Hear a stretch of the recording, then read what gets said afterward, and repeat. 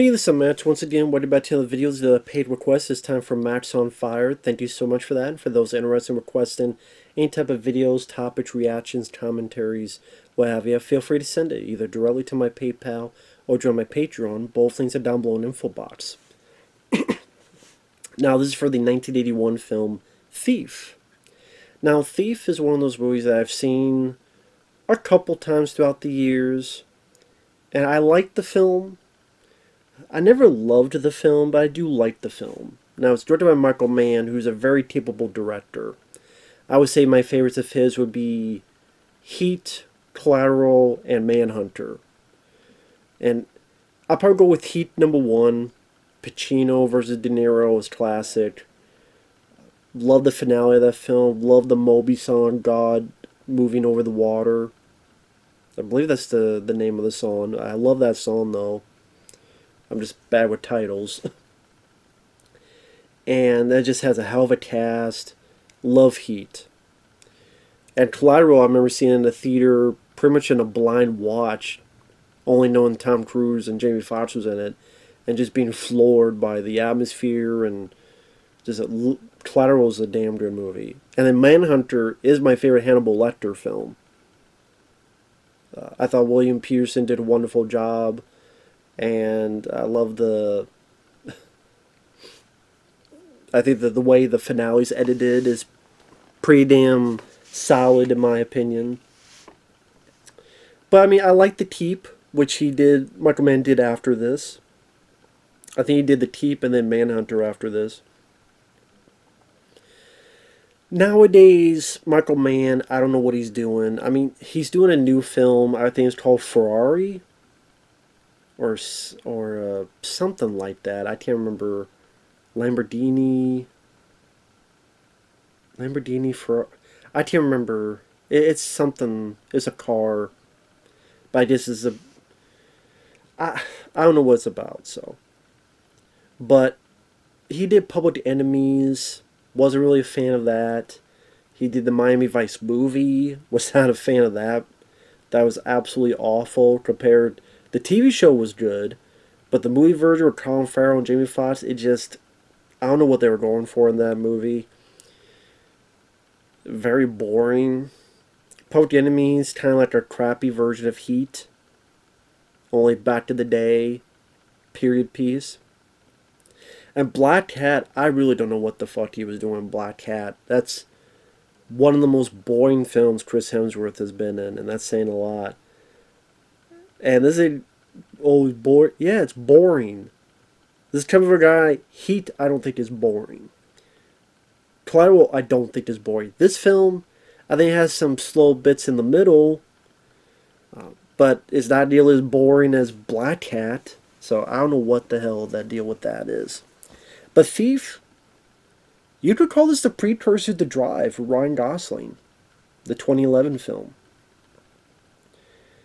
Both take place in LA. Both have that atmosphere of neon-filled coolness, stunning cinematography, stylistic shots, a nice work on the soundtrack, creating this mood. In this case, we got Tangerine Dream. And James Caan playing just this cool character. You also got James Belushi in the film. You got Willie Nelson in the film. You got Robert Prosky, who's in John Carver's Christine, among other movies. Briefing you miss a role with William Peterson, who will later be in Manhunter. He plays a bartender, one of the bartenders in one of the bars. He's got like a beard, mustache and beard. You got Dennis Farina, who I believe was a real cop, and then he became an actor, and he'd be in big parts in many films afterward. He's here as one of the henchmen of the villains. And like I said, when I say stylistic shots, I mean early on, James Caan is a master thief, and they really go into detail as to how they get into safes.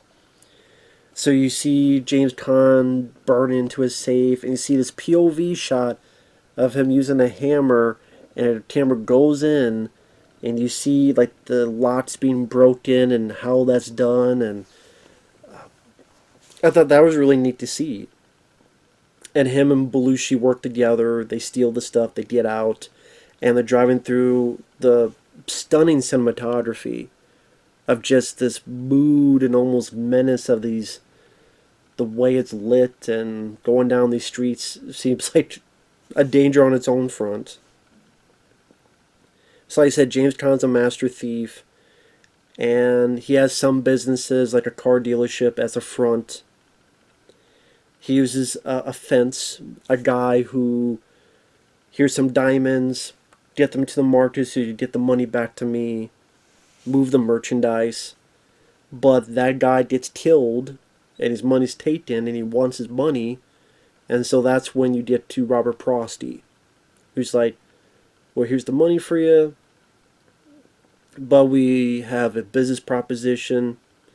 If you do this, you don't get money and you're going to be set for life. And at first James Caan's like, I don't know if I want to do this.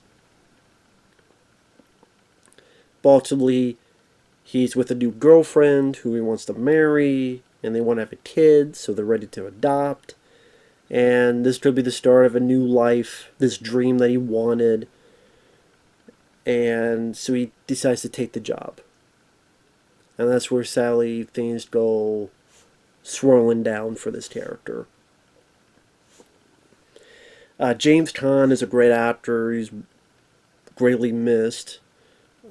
Very capable actor. I mean, Rollerball would be my favorite of his. Really liked him in Alien Nation. I know he hated the film for some reason. I don't know why. But I think Alien Nation is a damn good movie. Underrated movie, because I think it made a little bit of money.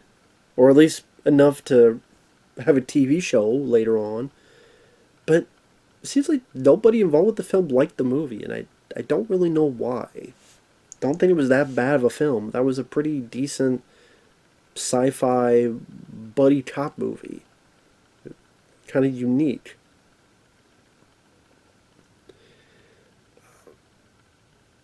Eraser, James Caan was good as in Arnold Schwarzenegger's film Eraser as the villain. Of course, people remember him from The Godfather, among other stuff. But yeah, always liked James Caan. And he does a wonderful job here. He plays a guy that, when he gets to a point that he pulls out a gun and says, I'm the last guy in the world you want to fuck with, you believe it. And you believe him. You truly believe it. I think one of the more effective scenes of acting from is after he meets with Robert Prosky and gets his money and gets the business proposition. He's like, let me think about it. He has his date, his girlfriend I should say, and he finally opens up a bit about himself and his time in jail and what he had to do to survive. And I thought that really delved into his character, where there's a point where these guards were going to they did horrible things to other people and he was next. And as he got into this mindset that I gotta not care if I live or die, where nothing means nothing. And then after that, I was in the hospital, but I got back in the yard thinking I was going to die in 5 minutes, but I didn't. And that's where I know I survived, because I achieved that mental attitude. Where again, I don't care if I live or die, nothing means nothing, I got nothing to lose. And when you're seeing someone who's got nothing to lose, he's a very scary individual. And he's like the guy you don't want to mess with at all. And that goes to the end of the film where he has to get himself back to that same mental aptitude, so to speak. So, like I said, I remember watching this film, and like I said, I always remember liking it, but I'm like, I wonder how come I don't love this film. Maybe I will this time, because like Driver with Ryan Gosling, that took me a second watch to finally get it. And I love Drive with Ryan Gosling. I think that's a great movie. I would say, watching Thief again, I will put Drive above this. I think Drive goes at a bit of a better pace. I think the middle section and the love story is a little bit more improved compared to this one. Like the first chunk of the movie, I think is really good, showing how good of a thief he is, the details to the techniques, so you can really believe in the reality of what these characters do, and this is how they steal. Getting to know more about James Caan. Like I said, the way Michael Mann makes the city look and the almost mood menace of it all. Tangerine Dream score. Tangerine Dream would go on to work with Michael Mann again on The Keep, and they did 3 O'Clock High. I think they worked on Miracle Mile, which is an underrated movie. Did they do Sorcerer, William Friedkin? I want to say they did. I could be wrong on that. Very effective group to score these type of movies. They have a unique style that's of their own, and it fits. For most films they do, fits like a glove.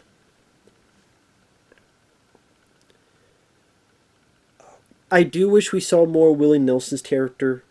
He's in jail. He's the father figure to James Caan. He taught Caan all he could know about being a thief. We only see Willie Nelson like twice. And in the first scene where he's talking to James Caan and he's again in jail, pretty much saying, "You gotta get me out of here. I'm not gonna last long." That was pretty effective. Like, Willie Nelson wasn't that bad of an actor in this movie. Again, I agree with, I want to say Roger Ebert or someone said that. Like, I wish we could have seen more Willie Nelson. I wish he was more prevalent in the film. And maybe got out of jail, helped James Caan what was going on, shared some wisdom. Maybe he be the one to take care of the family, which I'll get to, but again, Sally's not in the film much, which is too bad.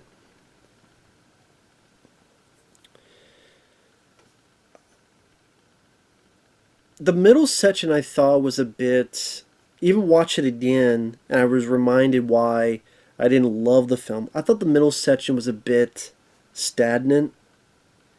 Because in the middle section is pretty much preparing for the job, talking with the girl, adopting a kid. Oh, they can't do it.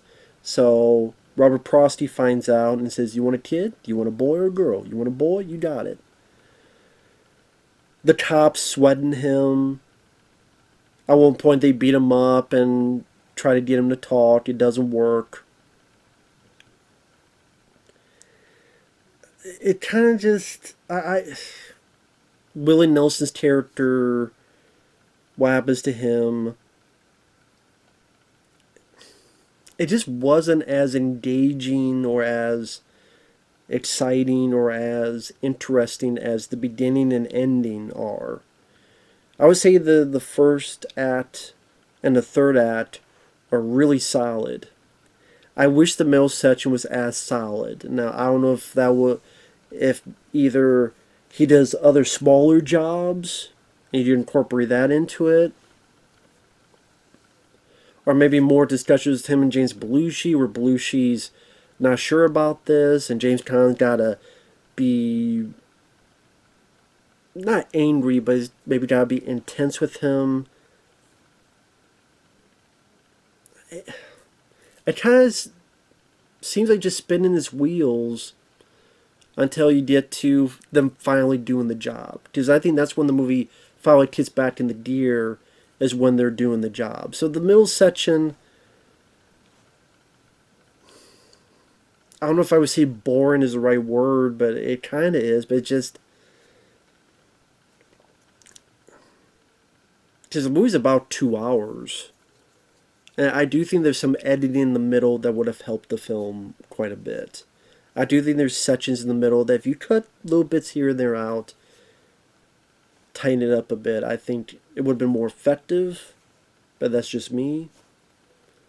Because like I said, when he gets back to doing the big job and the meticulous details of how they have to burn the safe and stuff, that was neat to see.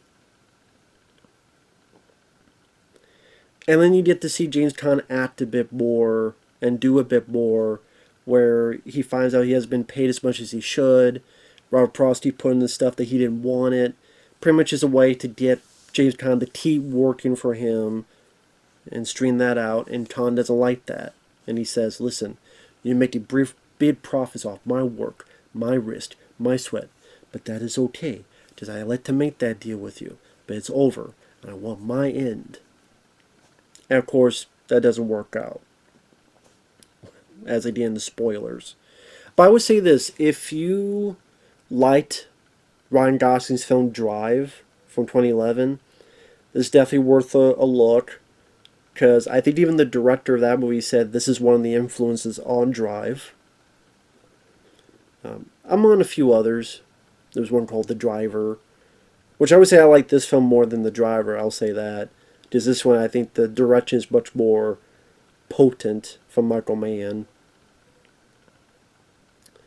And like I said, the atmosphere, the look of the film, Tangerine Dream store, like I said, a lot of great elements in the movie.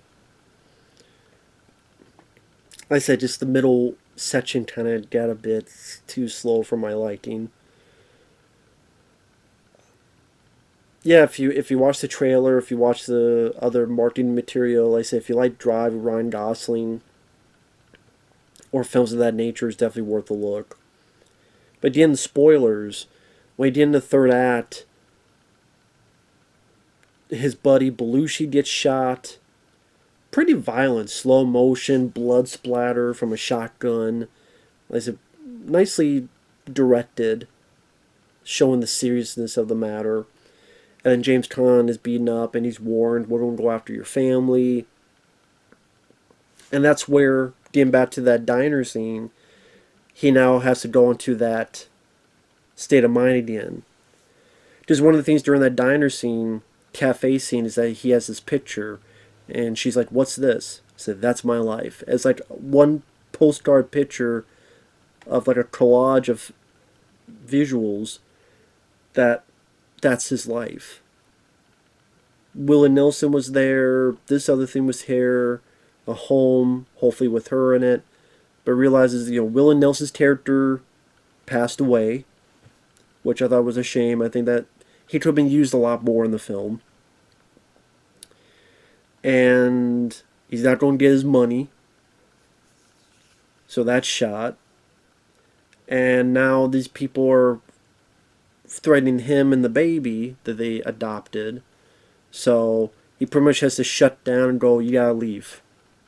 It's done, you gotta leave. Ushers her away, gets someone to take her and the baby away, and don't tell me where they go. Here's, I got $400,000 saved up, here you go. Now that could have been Willie Nelson's character. Like, that could have been Willie Nelson, like, he's taught to this, maybe he's beaten up a bit, blah blah blah. Maybe it could have been a little bit the Sam Elliott and Roadhouse type of thing. Although, look what happened to Sam Elliott's character. So, without that part, but I mean the rest of it. And that just wasn't the case. So, he pretty much, James Caan knows he needs to get into that same mental attitude of having nothing to lose. Where nothing means nothing. And not care if he lives or dies. So he sends the family away, won't see him again. Blows up his house, blows up his jobs, he's got nothing left. Now he's just self-destructed, all of his stuff, then he's back to basics, he has nothing left to lose, so he just go in, pop, pop, pop, get rid of the bad guys, which he does.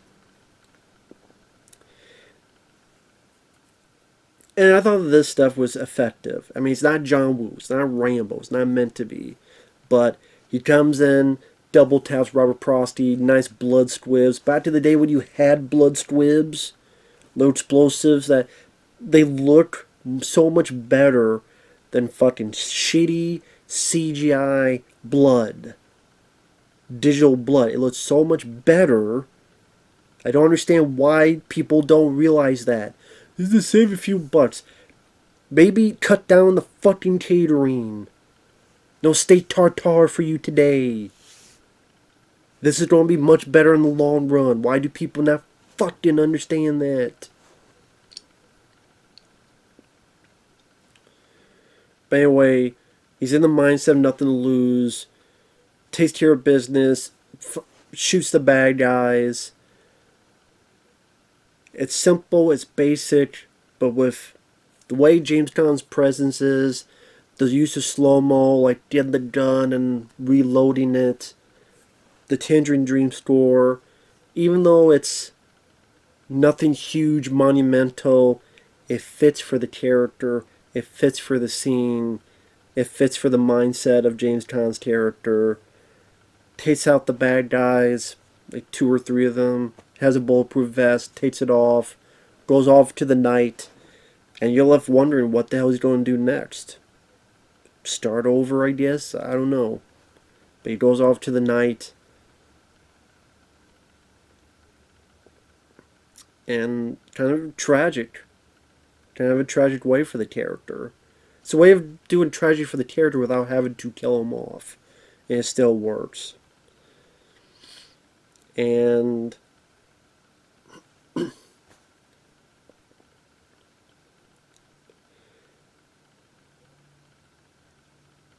I just, maybe he thinks that the mob guys who were Robert Prosky will be looking for him.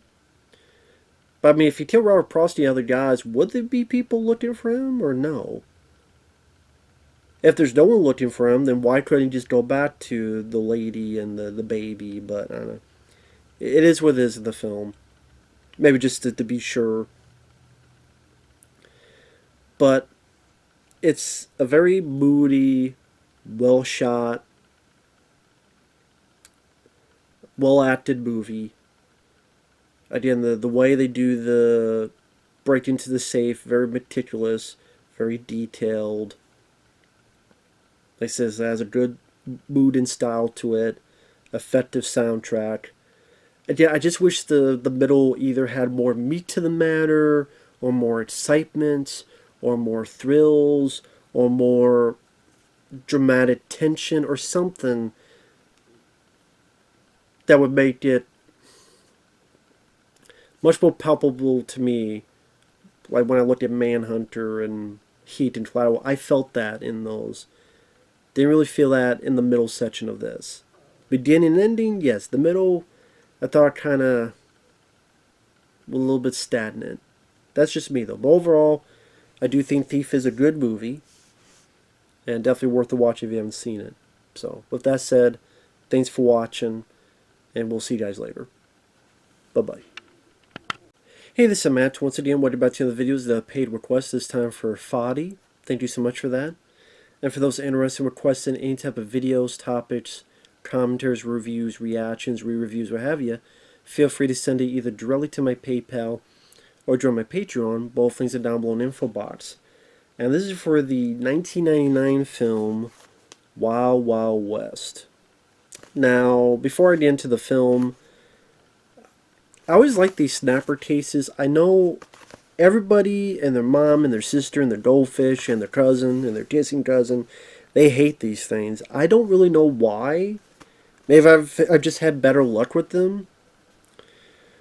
But the Warner Bros. Usually did these, and this is where you have the snapper case. And it feels more sturdy to me because it's cardboard. It doesn't feel weaker. It feels like if I dropped it, nothing would happen to it. People say these things break off. I mean, I haven't had bad luck with that. I also like the way this pulls out. I think that's kind of neat.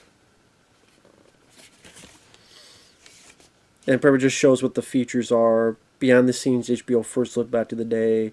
Commentary, Barry Sonnenfeld. Will Smith music video, Enrique Iglesias music video, the making of the Will Smith music video, some stills galleries and other galleries, and that's pretty much it. But anyway, like I said, I always like these snapper cases. But again, I'm alone in that. Now, getting to the film itself, this came out in 1999, and most people know the story, but I'll say it anyway. Will Smith had two choices, The Matrix or Wild Wild West. And he chose Wild Wild West. Now, granted, I'm glad because I love Keanu Reeves in The Matrix. I don't think Will Smith would have been bad. It's just I prefer Keanu Reeves. And of course, for Will Smith, that was the biggest, one of the biggest mistakes he ever had in his career.